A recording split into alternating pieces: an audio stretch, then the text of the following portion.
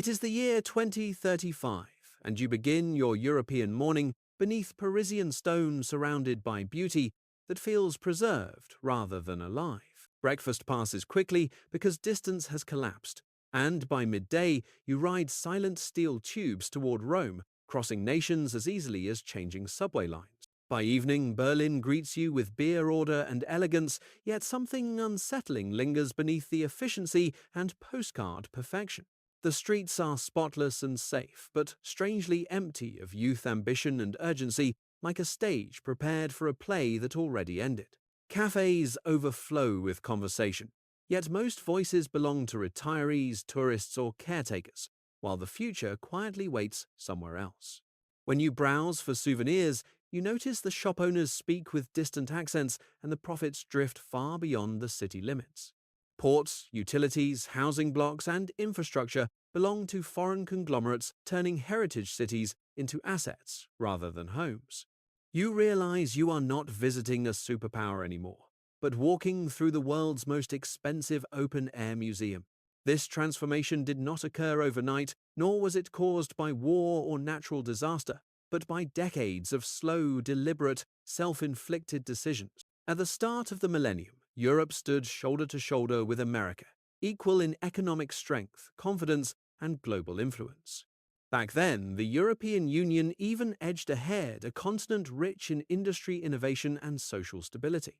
Today, that balance has shattered, with the American economy surging forward while Europe struggles to move at all. The gap between them now rivals the output of entire advanced nations, an economic canyon carved within a single generation. This collapse is especially shocking given Europe's education, healthcare infrastructure, and centuries of accumulated human capital.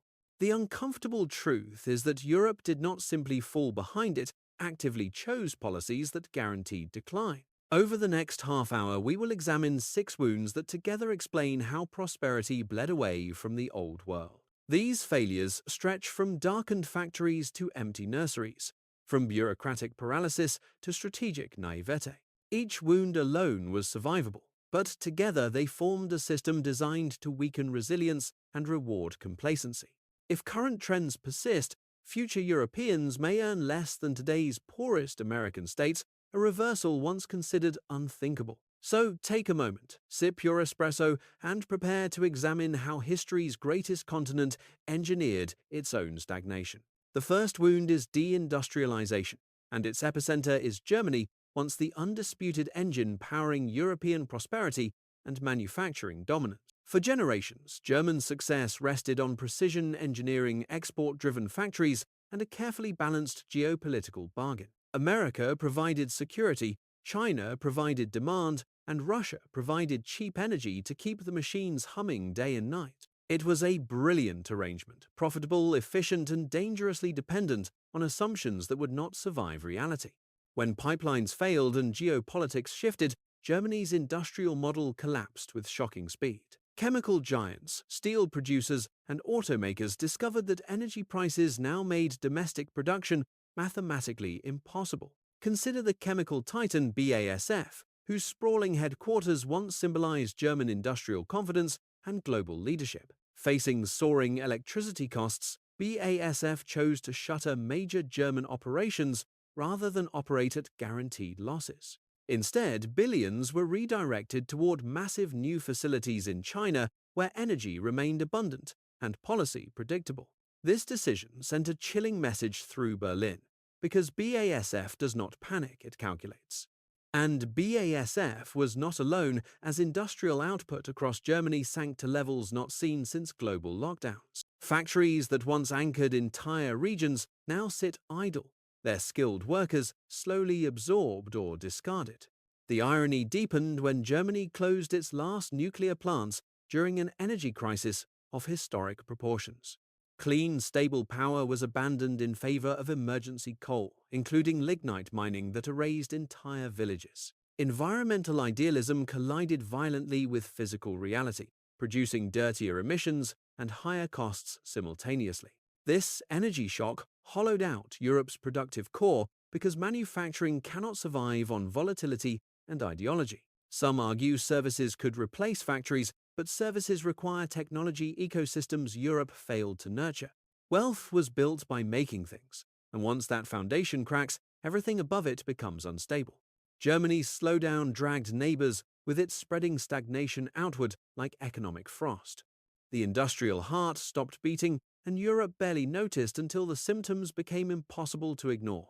The second wound is demographic collapse, a slow-moving crisis that quietly undermines every system Europe depends upon for growth, stability, and renewal. Italy offers the clearest warning, a country rich in culture and cuisine, yet increasingly empty of children and future workers.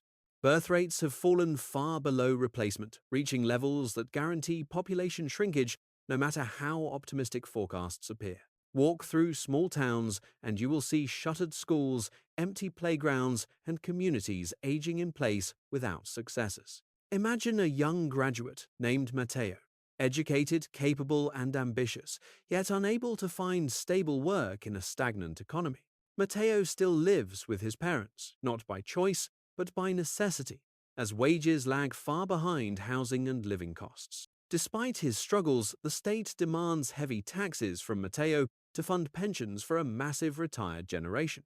Europe's pension systems rely on current workers paying current retirees, a model that collapses when workers disappear. Decades ago, 4 workers supported 1 retiree, creating a manageable and broadly accepted social contract. Soon, fewer than 2 workers will shoulder that burden, making high taxes unavoidable and resentment inevitable. As taxes rise, young professionals face a rational choice between loyalty and self-preservation. Many choose to leave, migrating toward economies that reward effort rather than penalize youth. Each departure shrinks the tax base further, forcing governments to raise taxes again on those who remain. This feedback loop accelerates decline, turning demographic weakness into fiscal crisis. Political incentives make reform nearly impossible because older voters dominate elections and resist benefit reductions. Proposals to boost immigration ignite cultural backlash, paralyzing governments between competing fears.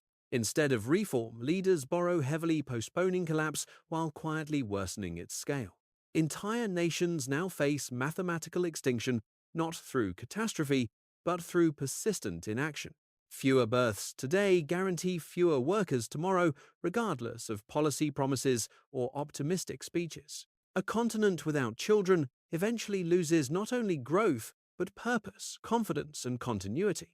The third wound is the innovation vacuum, where Europe slowly surrendered the digital future while mistaking regulation for leadership. In the modern economy, technological platforms shape wealth, power, and cultural influence more than factories ever did. Yet Europe struggles to name a single globally dominant consumer technology born and scaled within its borders. Once proud pioneers like Nokia and Ericsson faded, leaving no successors to challenge American or Asian giants. Search engines, social networks, cloud platforms, and artificial intelligence all emerged elsewhere, while Europe watched cautiously. This absence is not caused by lack of talent, because Europe produces world-class engineers and scientists every year.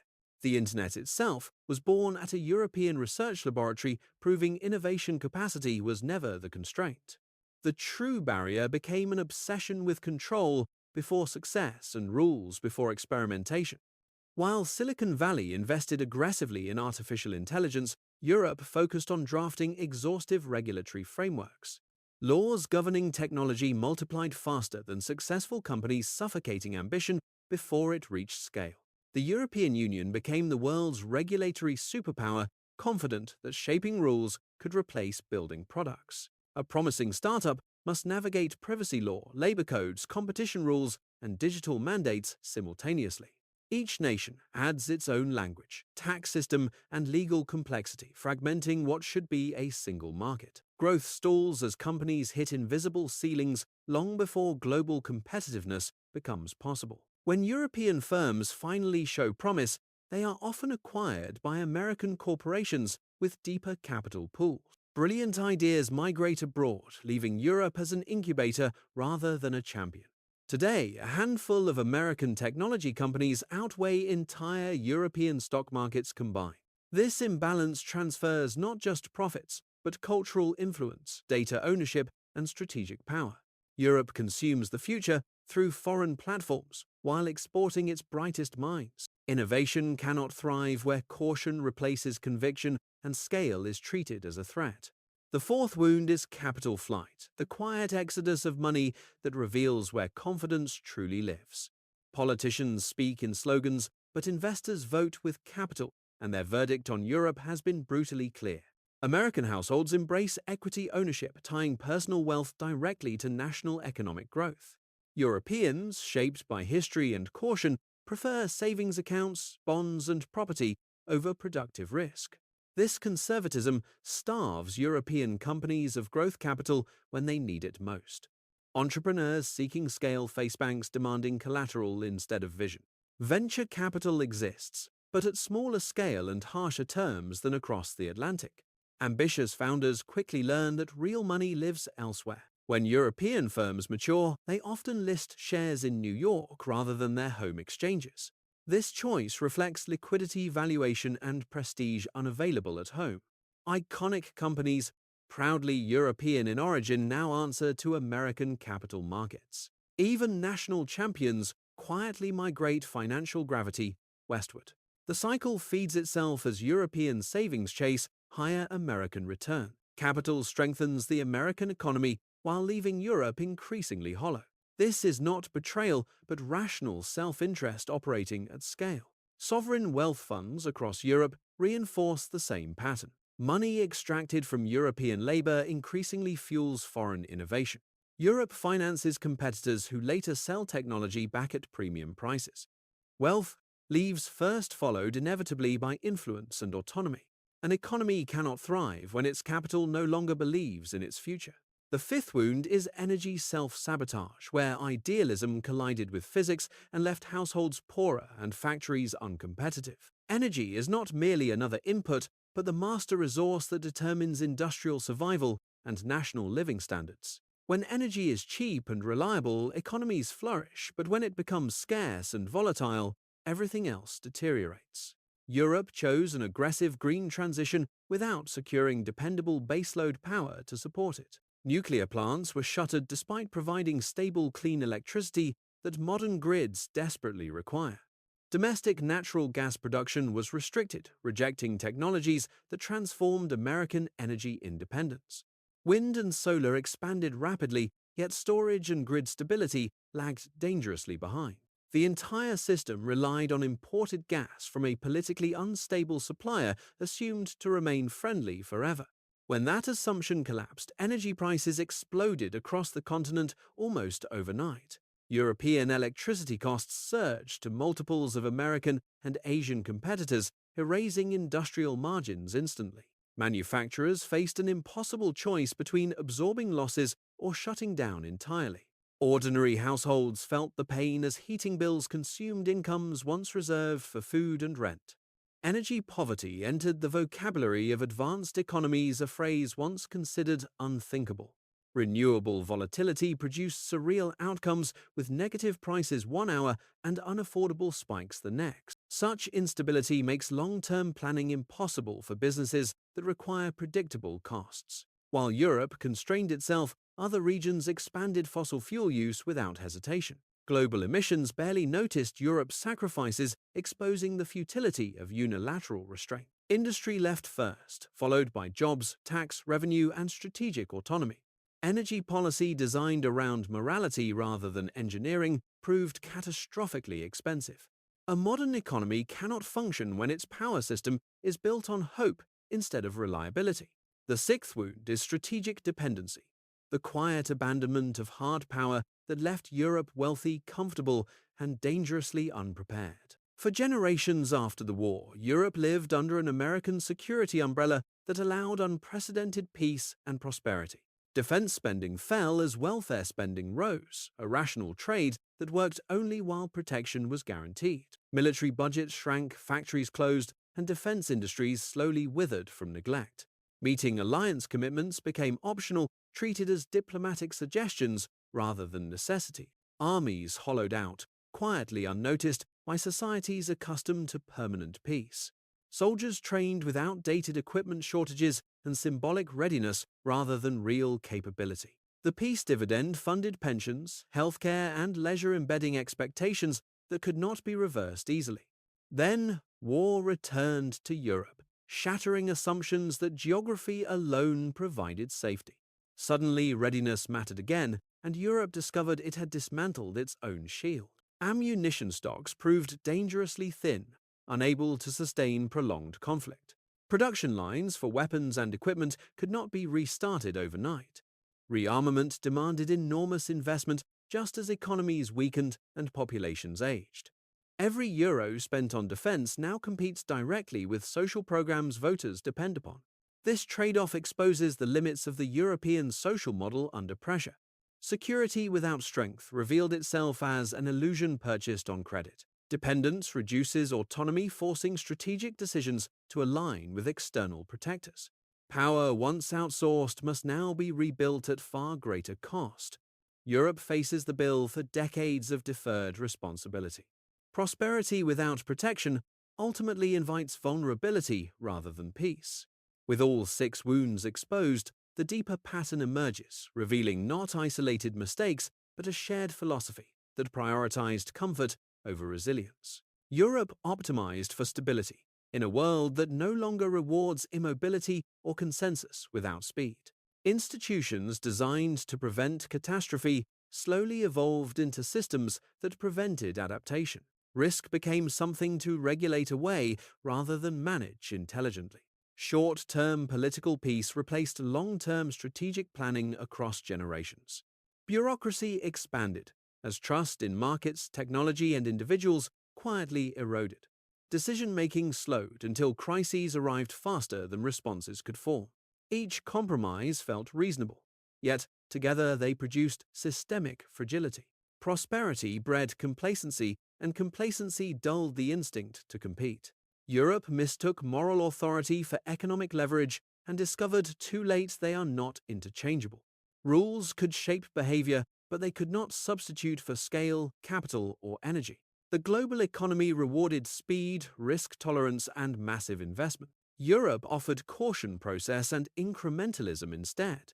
While others built ecosystems, Europe preserved procedures.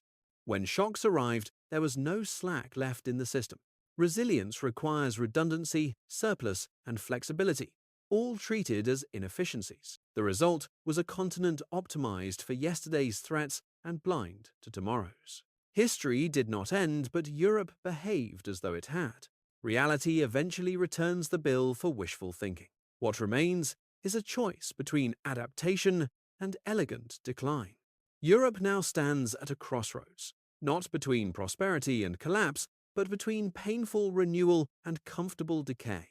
One path demands reform that will anger voters, disrupt routines, and shatter illusions built over decades. It requires treating growth as a moral necessity rather than a suspicious byproduct of capitalism. Bureaucratic density must shrink so speed, experimentation, and failure regain legitimacy. Energy policy must return to physics, embracing nuclear power and domestic production without apology. Families must be incentivized not with slogans, but with housing, childcare, and real economic security.